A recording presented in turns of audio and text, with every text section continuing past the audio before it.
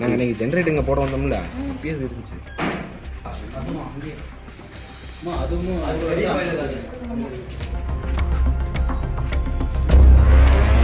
குமாரபாளையத்தை பொறுத்தளவுக்கு இதனால நிறைய கேன்சரு, கிட்னி ஃபெயிலியரு நிறையா வந்திருக்கு. தண்ணி இங்கிருந்து அது வரைக்கும் பைப் லைன் போட்டிருக்காங்க. அது வந்து அந்த தண்ணி தானே எல்லாரும் குடிக்கிறோம். அதனால் எங்கள் தொகுதி நல்லா இருக்கணும்னு தான் நான் நினைப்பேன். கம்ப்ளைண்ட்டுனா ஒரு 2 நம்பர் கொடுத்துருக்கேன். அந்த நம்பருக்கு வந்து தொடர்ந்து கால் வந்துகிட்டே இருக்கு. நான் ஏற்கனவே வந்துட்டு சீல் வச்ச சாயப்பட்டறையில் மறுபடியும் வந்து சட்டவிரோதமாக ஓட்டுறாங்கன்னு சொல்லி தான் நான் வந்து வந்தேன். திரும்பவும் அதே கம்ப்ளைண்ட்டை திரும்ப திரும்ப வரனால தான் நான் மறுபடியும் ரைடு வந்திருக்கேன். தொடர்ந்து இப்போ விதிகளை மீறி ஏற்கனவே இயங்கிருச்சு, வந்து ஆய்வு பண்ணீங்க, மீண்டும் இது இயங்குது, அடுத்த கட்ட நடவடிக்கை என்ன இது பண்ணட்டும்? அடுத்து கிரிமினல் ஆக்டிவிட்டி தான் எடுக்கணும்.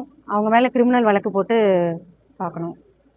தொடர்ந்து இது மாதிரி விதிகளை மீறி சாயப்பட்டறைகள் இயங்குது, இதுக்கு எப்படி நீங்கள் எச்சரிக்கையாக அந்த உரிமையாளர்கள் தருவீங்க? ஏற்கனவே டிசி பண்ணிட்டு போயிருக்கோங்க நிறையா சாயப்பட்டறையை.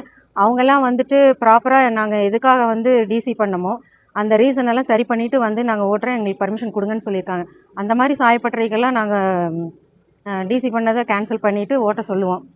ஆனால் இந்த மாதிரி சட்டவிரோதமாக பண்ணுற சாயப்பட்டறைகள் கண்டிப்பாக வந்து அடுத்த இதுனா என்னோடய இடிக்கிறது தான், வேறு வழி இல்லை.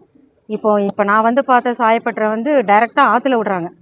இந்த தண்ணி டைரெக்டாக ஆற்றுல போகுது. அதை எத்தனை மக்கள் குடிக்கிறாங்க, அதனால் என்னென்ன பிரச்சனை வருதுன்னு நான் பல தடவை சொல்லிட்டேன். திரும்ப திரும்ப அதே பண்ணும்போது இடிக்கிறதா, வேறு வழி இல்லை, இடிச்சு தான் ஆகணும். எங்கள் மாண்புமிகு முதலமைச்சர் அவர்கள் தலைமையில் நடக்கிற அரசு நல்ல நல்ல அரசுன்னு சொல்லிட்டு மக்கள் மத்தியில் நல்ல வரவேற்பு இருக்குது. தொடர்ந்து ஆய்வுகள் தொடரணும். கண்டிப்பாக தொடரணும். தப்பு பண்ணுறது யாராக இருந்தாலும் கண்டிப்பாக தொடரும்.